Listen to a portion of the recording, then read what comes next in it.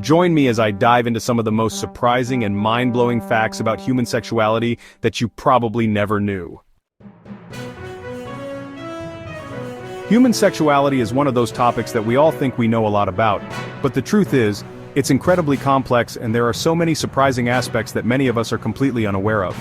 From the way our brains work to the things that drive our desires, there's a lot more to human sexuality than meets the eye.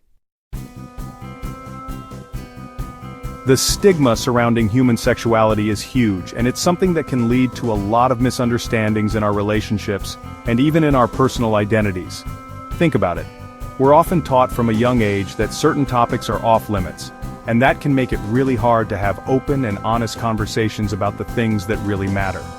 This stigma can lead to feelings of shame and guilt, which can be incredibly damaging. It's also worth noting that the media doesn't always help, often portraying sex in a way that's unrealistic or unhealthy. All of this can make it really tough to figure out what's normal and what's not. The stigma surrounding human sexuality is also something that can affect our mental health. When we're not able to talk openly about our desires and feelings, it can lead to feelings of isolation and loneliness. And it's not just individuals who are affected. Relationships can suffer too. When we're not able to communicate openly and honestly with our partners, it can lead to problems and conflicts. When we start to peel back the layers and look at the facts, it's clear that human sexuality is incredibly diverse. There are so many different sexual orientations out there, and it's not just about being straight or gay. One of the most interesting things about human sexuality is the science behind attraction. What do we find attractive and why? It's not just about looks, it's about the way our brains work and the things that trigger our desires.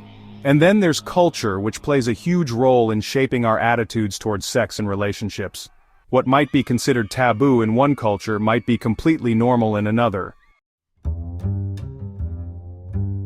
One fact that might surprise you is that a lot of people experience something called sexual fluidity, which means that their desires and attractions can change over time.